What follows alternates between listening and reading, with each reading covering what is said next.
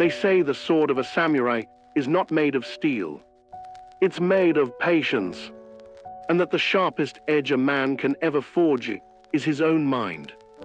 This is the story of Takeshi, a young disciple who entered the mountains of Kyoto centuries ago to learn the ancient way of discipline. Not the kind you show to the world, but the kind that no one sees. The discipline of the soul. When Takeshi first arrived at the temple, he thought discipline meant strength, swinging his wooden sword, training for hours, shouting with every strike. He believed discipline was about effort. But his master, Sensei Ryujin, only watched in silence. Days passed, weeks. The young disciple trained harder, yet the old man never praised him. Then one evening, as the mist rolled through the pines, Ryujin said only one thing. The sword that trembles cannot cut truth. Takeshi didn't understand. He bowed, confused, and went back to training. But that night, he couldn't sleep. Those words haunted him. What does it mean for a sword to tremble? The next morning, the sensei ordered him to sit, not to train. To sit, in silence. Hours passed. The air was still. The sound of cicadas filled the forest. And Takeshi grew restless. He fidgeted, yawned, shifted his weight. Finally, he said, "Sensei, when will the lesson begin?" Ryujin replied, "It already has. You have not yet learned to stay with yourself." That was the first time Takeshi understood. His real battle wasn't with the sword. It was with his mind, with the voice that wanted to move, to scroll, to escape, to do anything but be still. The days turned into seasons. Autumn fell over the mountains, and the maple leaves burned red. Ryujin taught him the 8 codes of Bushido. Gi, righteousness. Yu, courage. Jin, compassion. Rei, respect. Makoto, honesty. Meiyo, honor. Chugi, loyalty.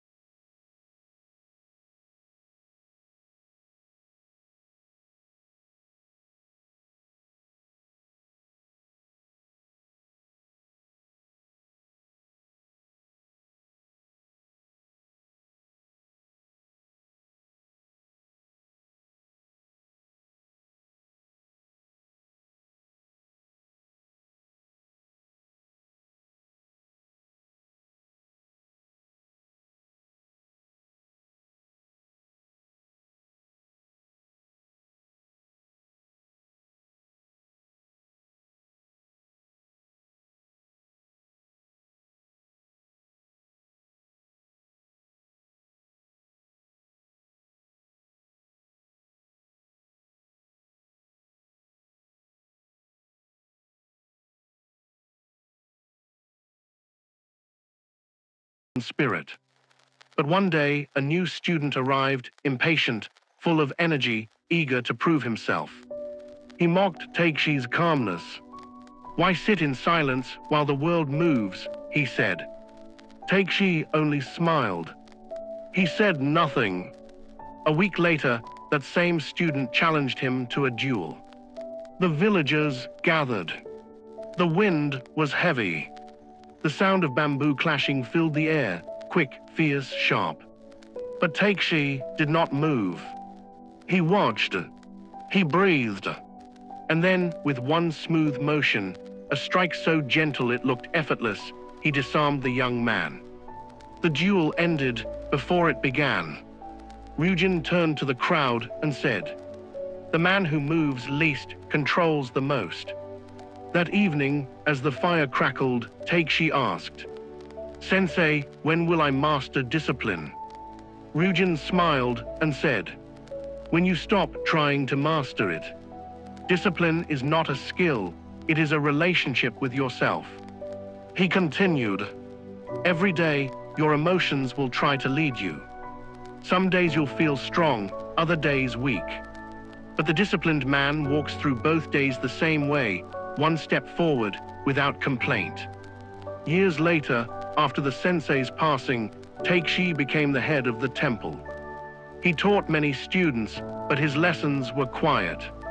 He didn't speak of glory or greatness. He spoke of small things, waking early, breathing deeply, keeping promises, cleaning one's space, honoring one's word. He would say, "The man who can control a morning can control a lifetime." He grew old in those mountains, and before he died, he etched one final message into the stone where he had once sat as a young disciple. It read, "The sword that trembles cannot cut truth, and truth is found only in stillness." Hundreds of years later, the stone still stands. Travelers who visit that mountain say when the wind passes over it, you can hear a whisper, not of pain, not of pride, but of peace. And maybe that's what we've forgotten today. We chase noise, notifications, news, comparison, applause. But we rarely sit with ourselves.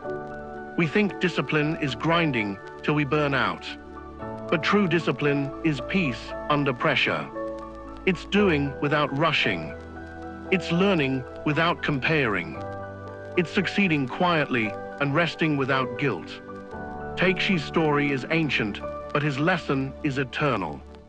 Because today, the war is no longer fought with swords. It's fought with focus.